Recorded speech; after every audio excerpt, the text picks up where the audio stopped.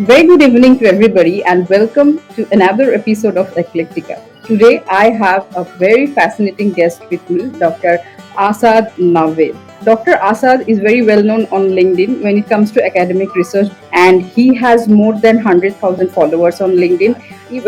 He's already with me today at the backstage, and without wasting any more time, we are going to talk about a very, very important and very fascinating aspect, how to apply for academic scholarships. So, without wasting any more time, let me call in my guest today and let's have a wonderful conversation. And I'm sure you will get lot and lot of insights from this conversation. So, take your pen and paper and take a lot of notes. Hello, Asad. Thank you so much for being on Eclectica and accepting my invite. It is a pleasure for me to have you on this show. Thank you so much, Dr. Goswami. It's a pleasure to be here, and I know you have been inviting me for a long time. I'm glad to be finally here. So, Asad, I think we have a lot of things to learn from you today. I know that you have cracked and you are awarded with Fulbright scholarships. Please tell us about your story, about your journey, because you are a medical doctor. From there, you came into research, and now you are an influencer on LinkedIn when it comes to academic research. And also, I am your avid follower. So, please tell us your fascinating story. Thank you so much. So, just to start, I studied medicine in Sierra Leone, West Africa. Towards the end of my degree, there was an Ebola outbreak in West Africa, if some of you remember. It happened in Sierra Leone, Liberia, and Guinea mainly.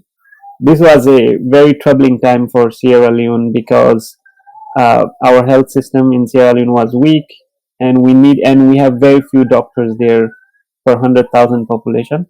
So there was a need for everybody to come on board. And even though I was in final year of medical school, I started working in the Ebola outbreak response. So I was in research, and I was also a case manager. So I was responsible for transportation of patients every day to all the hospitals in Freetown, and I managed that. And I was also the president of the Sierra Leone Medical Students Association, which also gave me opportunity to do some educational programs.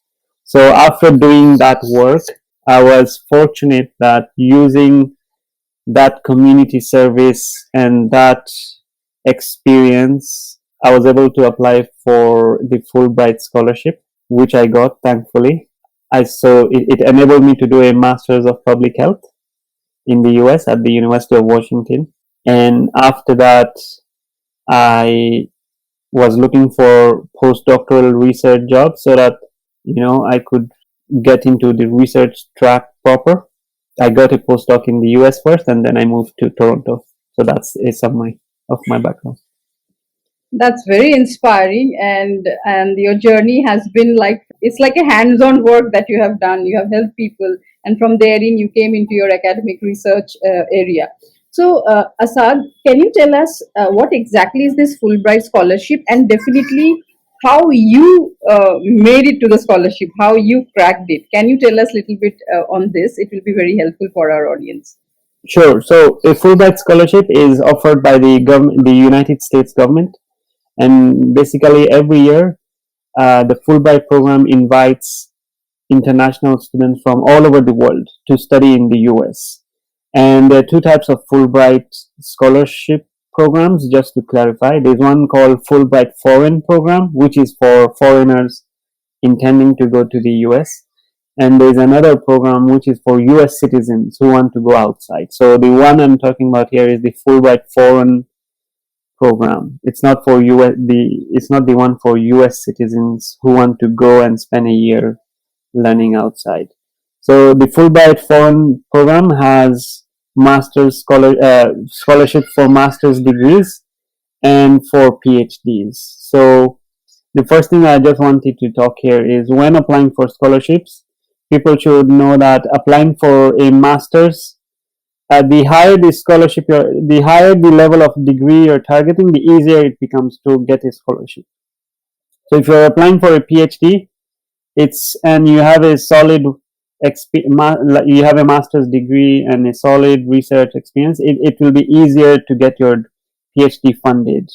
And in many Western countries, PhDs are now funded actually. In the US, most top universities offer a fully funded PhD program.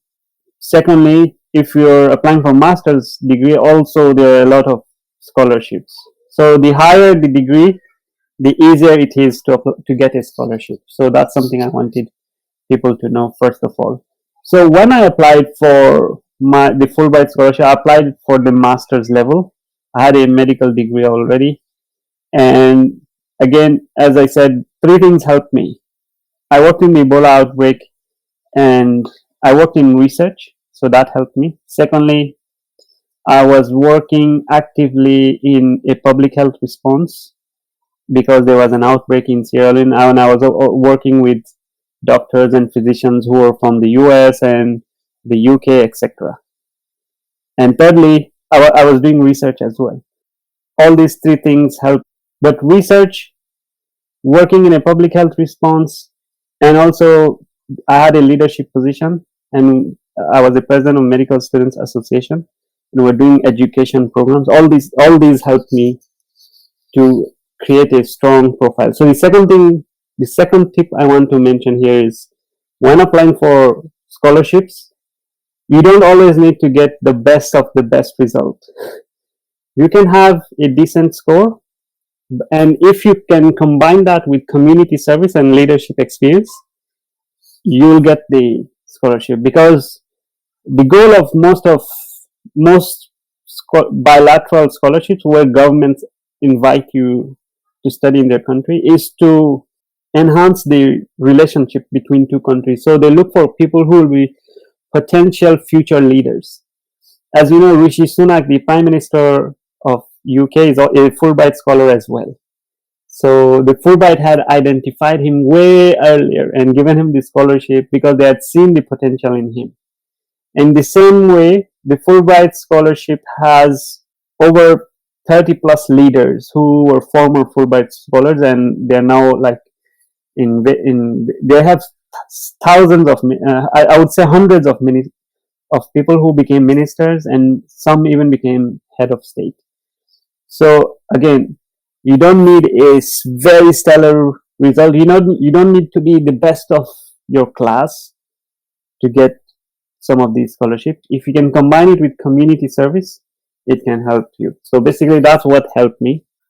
I also had, I would just like to add one thing. I had ambition to make a difference, and that's also something that helped me in the process. So that's how basically I would say that what made me a competitive candidate in the process. Thank you, Asad. It is so nice to know about your journey and the information that you gave about Fulbright Scholarship. It is very useful for all of us. Is there, can you tell us any resources where we can find or students can find the information about scholarships? And also, probably, I'm sure that just like Fulbright scholarship, there will be other ways to fund a particular degree. So, if you can enlighten us on this aspect, it will be really kind of you.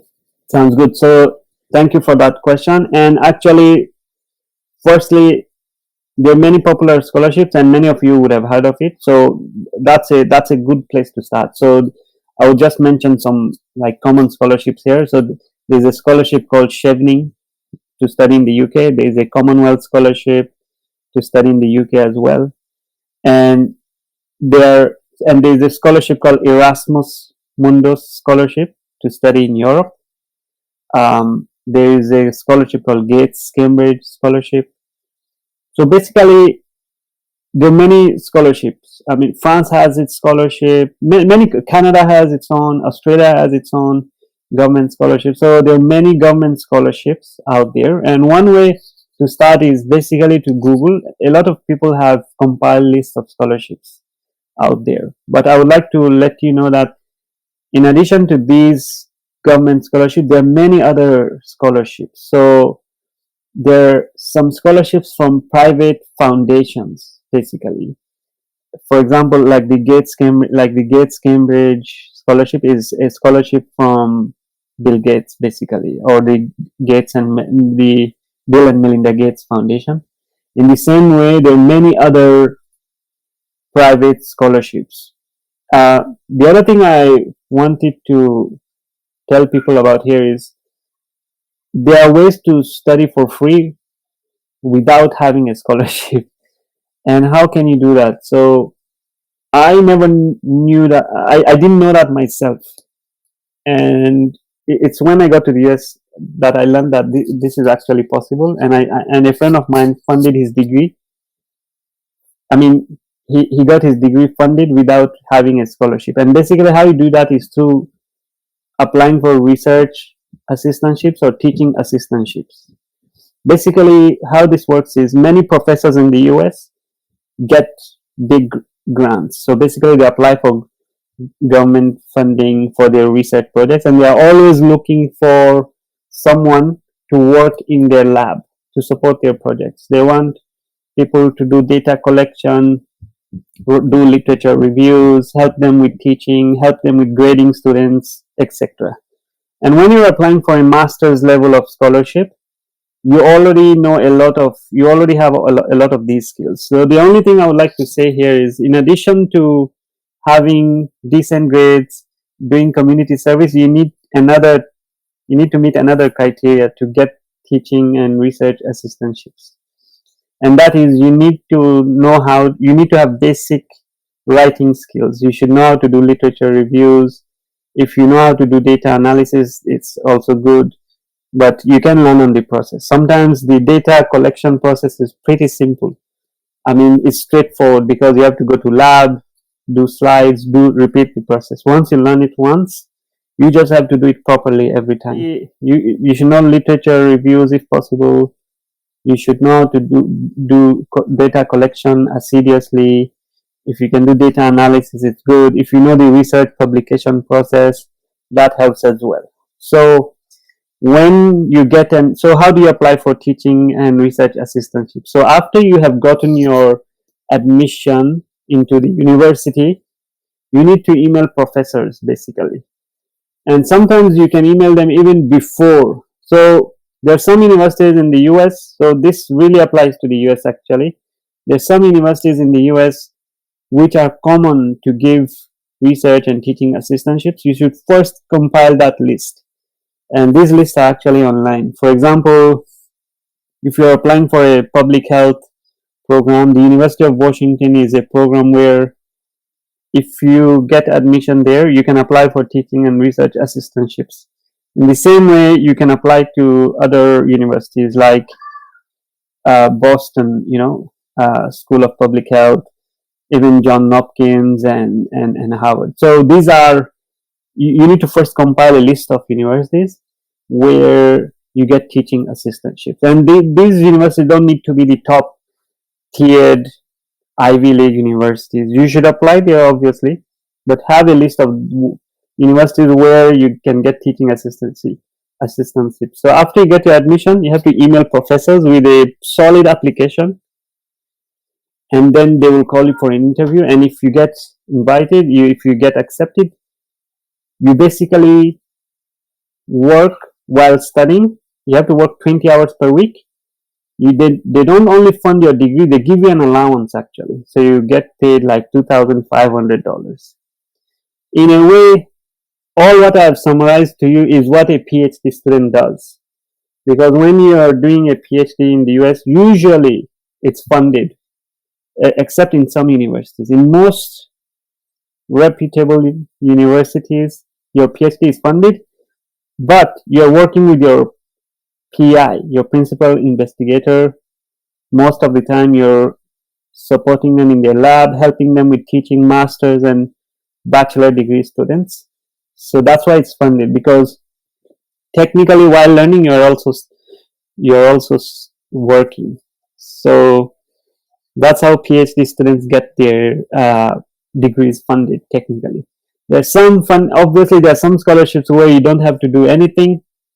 They just fund you for you to study and relax. And there are others where you can do teaching assistantships. And so, I mean, this is a way also. It just keeps you busy, but you learn a lot in the process. So again, just to summarize, There are government scholarships which you can apply to. There are private scholarships from foundations. These will be listed on the university website. For example, there's a World Bank scholarship for public health as well. The World Bank has scholarships for a lot of programs actually. So thirdly, there are teaching and research assistantships which you can apply to. And lastly, if nothing else works in the US, you can also like maybe take a loan, but I don't really support that because I feel like you should try your best to have your degree funded. But if you don't see a way out, you can take a loan out, especially in the US, because later on when you get a job, the jobs are well paid. In the US, jobs you get paid well after your degree. If you are a hardworking student, a go-getter, you can pay it off in a year, or I mean not in a, let me not say in a year, but you can pay it off later. So that would be the last resort, and many students worldwide also do this, where they get a degree, get a loan, get a job afterwards, where they get paid like $70,000 per year or 80,000 per year, and then they like within 3 years they pay off their loan, and they also get a green card afterwards. So that's a way to get your. I think that people should just be proactive and try their best. So let me tell you a story of a friend of mine. Sure. I know I've taken long, but basically what he did was he applied for a master. So this is a friend of a brother, my friend's brother actually. So my friend helped him. So he basically applied for a master's degree, got accepted, and then he went to Google, and on his university he started writing new grant plus the university name, so as to find who has gotten a new grant in that university. And he found out there were like I think 3 to 4 people who had gotten a new grant recently, and then he wrote a very stellar application to them to ask for a teaching assistantship and a research assistantship. And fortunately, one of the persons who had a grant was from his country of origin in Africa. He was originally from where the student was applying for. So the person didn't reply. The professor did not reply him because the professor wanted to test the student and see how he will react to a no reply. But the student followed up the second time, and then he followed up the third time. And at the third time, he said, "Okay, let's have a meeting." So at times you have to show persistence, and you have to show the fact that you really want this. You have to show that determination. And eventually, he got the interview with the professor. Everything went well. The professor agreed to fund his degree because he had no way to fund his degree. My friend he comes from a very humble background. Most of us in lower middle income countries, including me, we come from very humble backgrounds. There was no way I could have afforded a US degree if I had to pay for it. So basically, it worked out for him. And then when the student arrived in the US, the professor sent someone to specially go and pick the student, actually. And when he met the student, he said, "You know why I gave you that scholarship? Because like 15, 20 years ago, I was in your shoes, and this is looking at how you're applying to me reminds me of my own struggle and my own story." And that's how he got funded. So basically, there are always options out there if you work hard. Luck can also be on your favor. Prayers can help you as well. Wonderful. I mean, that's a very inspiring. It's a story for us, but that's a real life experience for the student. And I'm so happy that you shared this wonderful, inspirational story about your friend's brother. Asad, like as you told, students or many people who want to get to higher degrees, they can apply for funding. And also, is there any eligibility criteria? I mean to say, who would be ideal candidate to apply for such scholarship? Thank you for that question. So again, your grades should be decent, and they don't need to be spectacular. By decent, I mean You need to have reasonable grades. They shouldn't be too low, but once you have reasonable grades, you should know that automatically you meet the criteria for some scholarships. It's only like scholarships like Rhodes. So there's a scholarship called Rhodes Scholarship, for which you need to be a spectacular student. You need to be naturally gifted. But Rhodes is not the only scholarship out there. There are many scholarships out there, and a lot of them don't require high grades. So decent grades is the first criteria. Secondly, I would say is you need community experience and leadership skills. You should have done something for your community. For example, if you are applying for public health, a master's of public health, you should have done something for public health in your country or in your neighborhood or in your background. If you are let's say you are a lawyer or a human rights lawyer, you should have done something on human rights, which is significant in your city or in your community, because you need to mention those things. So you need that voluntary community experience where you made a difference. In the same way, this could apply to other experience. So basically, what you should do is you should look at the UN Sustainable Development Goals. They are there for every field, like for finance, education. If you are an education person, you should know what the UN SDG goals are, and you should have done something in one of the UN SDG areas. So I applied for a public health scholarship, so I knew the UN SDG for health in and out, basically. So one of the goal of the UN SDG is promoting universal health care, which means making healthcare free for people. Not really free, but a system where you pay taxes but then get your health free. And I'd done some work on that. I'd done work in human resources for health, in infant and maternal mortality, so I had all of those experiences. So if you have those, they will help you. And thirdly, I would say for every country you're applying to, they will ask you to do some tests like TOEFL or IELTS. Right. If you do them, that will help you. Okay, thank you for that answer, Asad. Can you give us some general information on the application process? Yeah, sure. So the application process, firstly, all of them will ask you to write a personal statement or essay. And the Fulbright program actually asks you first to write a one-page essay on your future research goals, your future education goals, and work goals. And actually, when I applied, I kept deliberating and deliberating whether I should apply or not. And on the last day at 4:30 p.m. So the U.S. embassy closes at 4:30 p.m. Okay. Just 15 minutes before the embassy was about to close, that's when I went and dropped my application. So I was basically the last applicant. Don't procrastinate like me. Apply early. And the first process will involve you writing an essay. Don't take that essay lightly.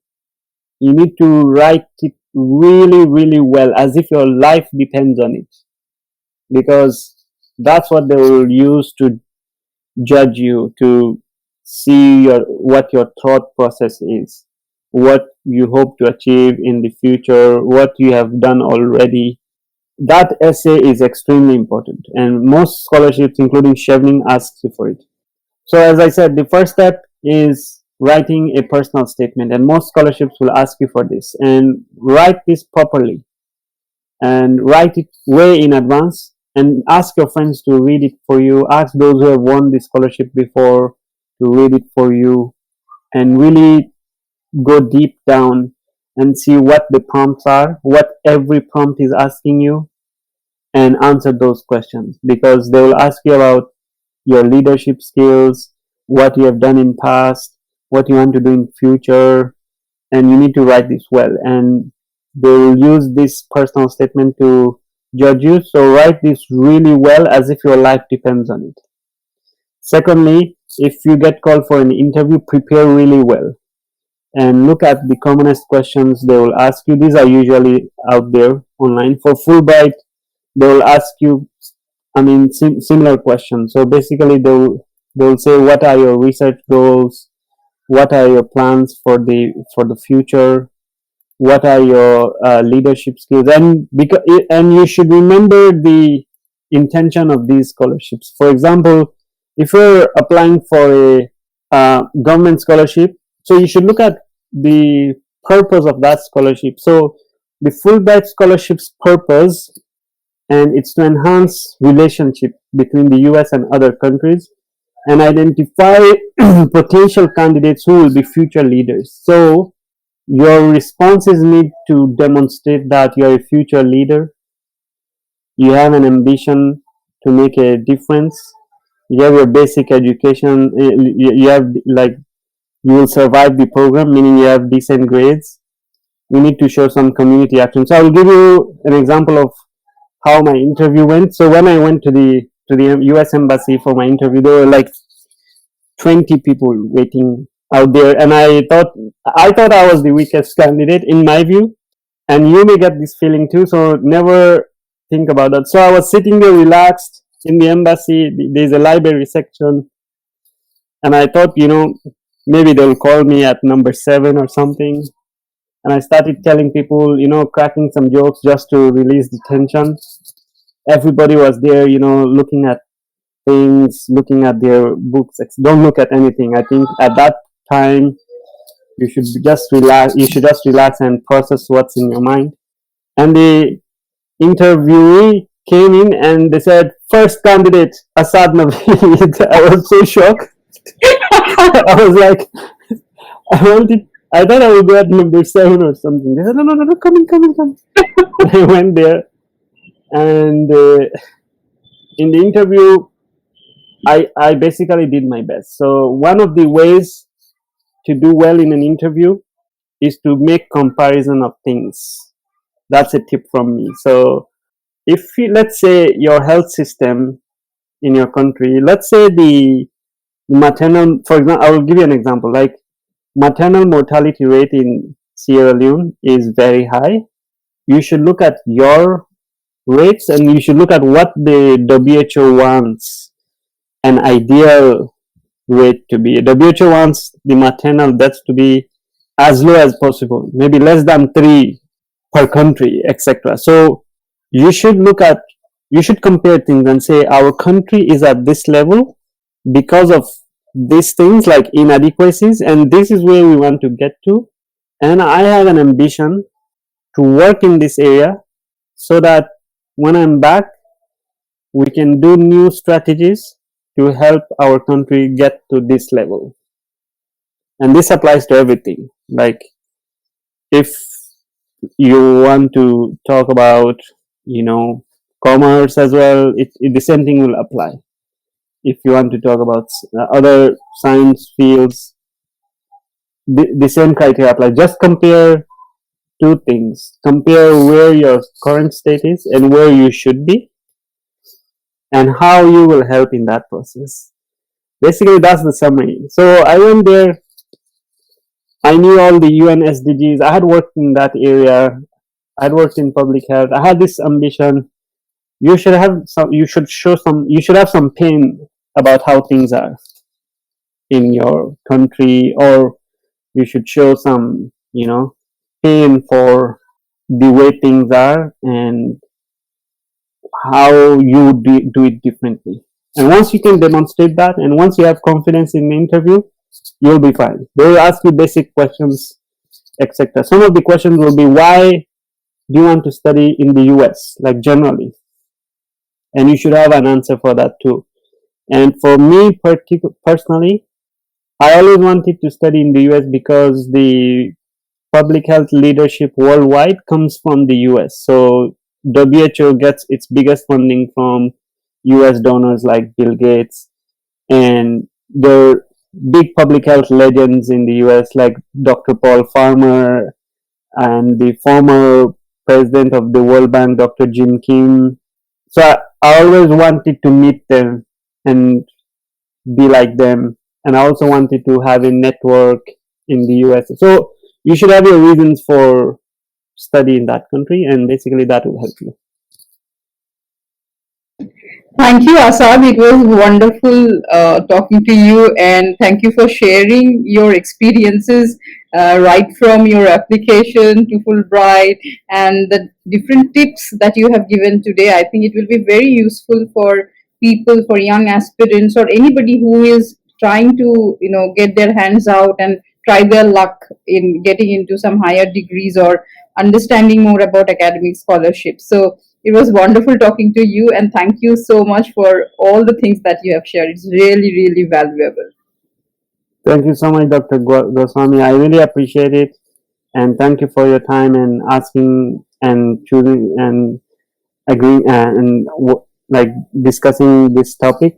If people want to follow me, you can find me on LinkedIn. I post on academic research, writing, and sometimes on scholarships as well. And hopefully, you can get some guidance there as well. And I have a newsletter as well if you want to join it. I just send guides there on how to write a paper or do. It's basically an academia. You can learn a few things from there. I know it's very useful because I follow I am a subscriber of your newsletter, and I think Asad's newsletter is very simple to understand. Even if you haven't done anything in this area, it will give you clarity on many aspects. Thank you, Asad, once again, and I hope we'll have some more wonderful conversations like this in the near future. Thank you. Thank you so much for having me. Thanks a lot.